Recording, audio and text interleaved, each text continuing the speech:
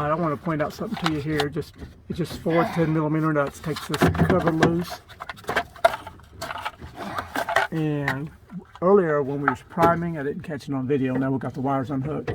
But fuel was, you still see it a little wet right here. Fuel was leaking out around this seam.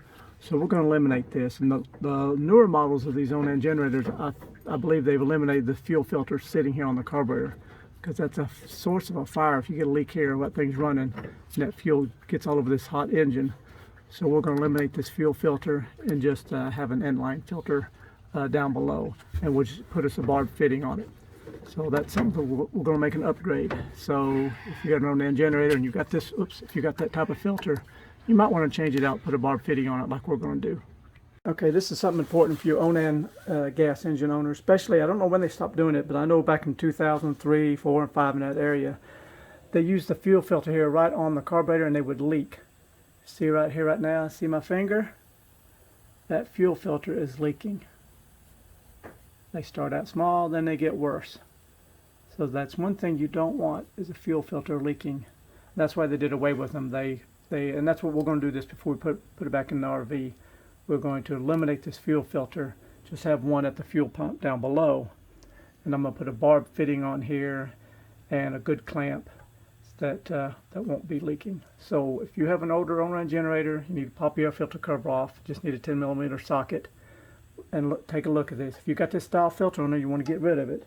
And I got a barb fitting here somewhere. Where's it at? Yeah, right here. That's all you need to do is pick up a barb fitting, put on there, and that will keep you from getting any future fires. It's one thing you don't want, is gas leaking around a hot generator. Alright, well, let's fix this potential fire hazard. Just loosen the carburetor. Don't even have to take it off, just slide it forward. Get a pair of channel locks here and loosen up this fuel filter, and we'll put on the barb fitting. I'm going to put a little dab of Loctite on there too, just to make sure it doesn't leak. Get rid of this crazy thing, throw it away, because remember, this one is leaking, and yours may be leaking too. So let's give me some Loctite and some few other tools, and we'll get this fixed real quick. Alright, so you see I put me a drop of Loctite on there, and this is, I believe this is a 1/8 barb fitting. Put a link to it below the video. And what size wrench is that? 7/16. Just snug it up. And then I'm going to get me a lot better clamp. This originally had like a little spiral hose clamp on it. I don't like those things. They loosen up. Once again, you surely want to avoid any fuel leaks at all. You want a really good fuel line, good clamps. Alright, so that's good and snug. That should not leak at all. Alright, now let me get my clamps. Okay, these are good clamps I was telling you about. I think they're called ear clamps or Odoker. Oh, they got a funny name. A couple of things they're called, but you get the idea. You can get these on Amazon. I'll put a link to them below the video. In fact, I carried these with me in the RV in case I ever have an issue. I've got me some good clamps, and it comes with this awesome little tool. And okay, hold the fuel line there. We'll just slide this clamp over it, just like yay. Well, oh, this one-handed stuff is crazy. You put it on there. Alright, now let's just slide it up on the barb fitting, and we'll put the squeeze on it. And get it in the position you want it to. Yeah, I mean. The hose, I mean.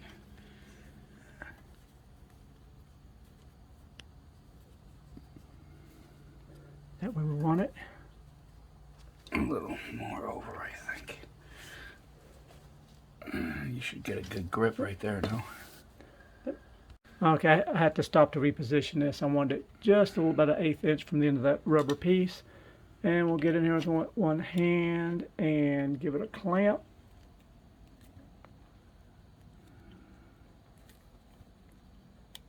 Alright, I heard a click. And that should be good and tight. And we'll tighten the carburetor back up, start it. What I'm doing here, I'm just putting, where those goes. Show you what I've done so I can run it without having the air filter on it. I've just slid me some 5/16 nuts on here to make a spacer. and then I put my nuts on there so that way I can run it and I can see everything, because once I get all this cover on there, you can't see what's going on. Can't confirm if your leak is fixed or not. So we'll get that on here, fire it up, let it run for a little bit, changing oil on a few things, and before we put it back in the motorhome. Noisy, you come out of here. Okay, let's make sure we don't have a fuel leak. We'll hit the primer button. Let's see what we got here. I hear it pumping. And they say you should almost not hear it. Yeah. If it's loud, the pump is bad. Ah, interesting. All right, let's see if she'll fire up.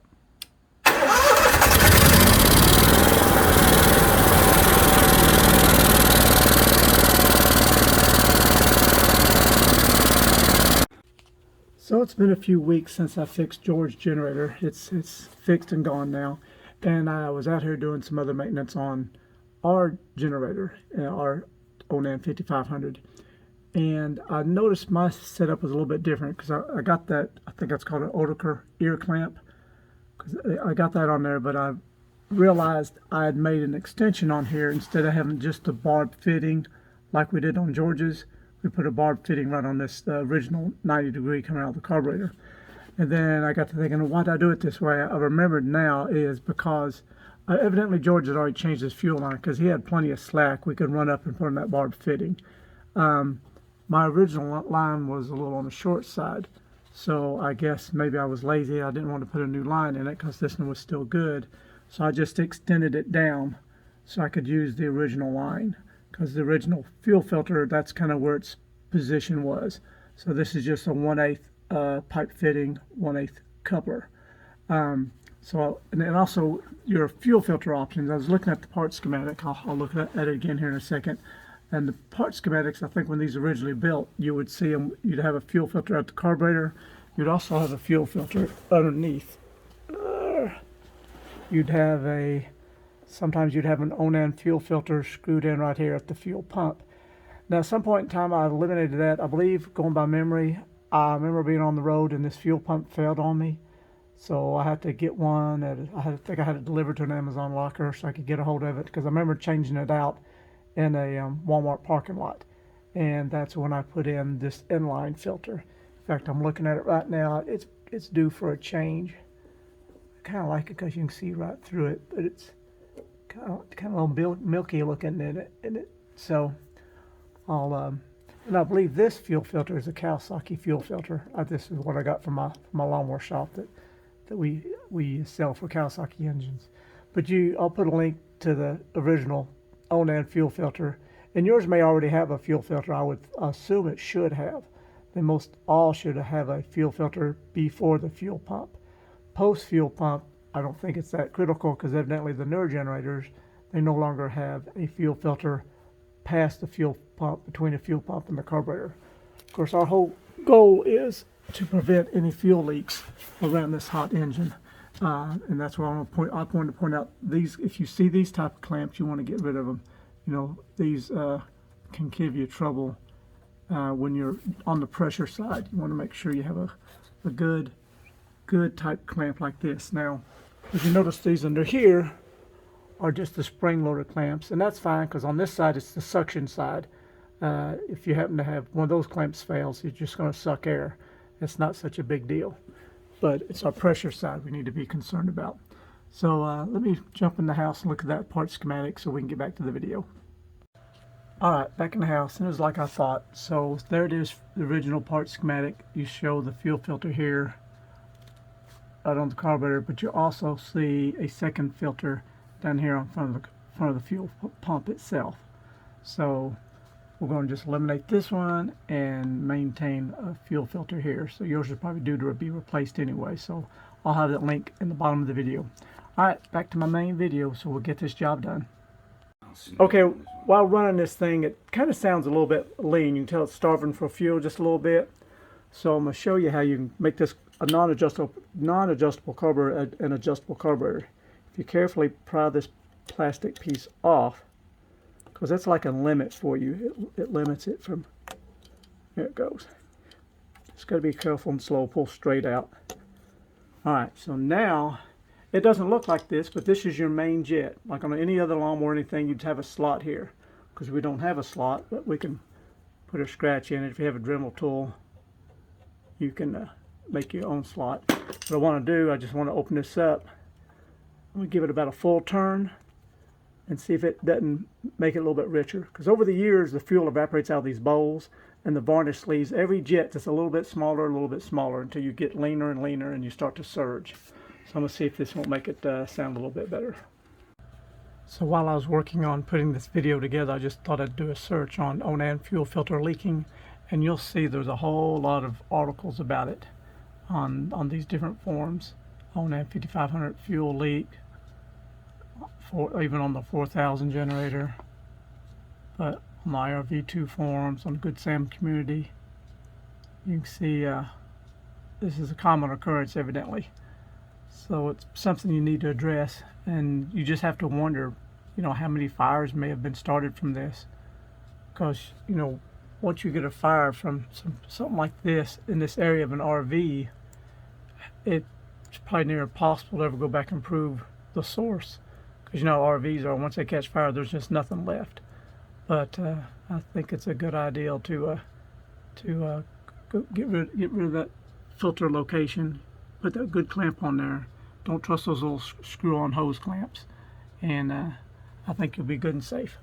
All right, back to the video.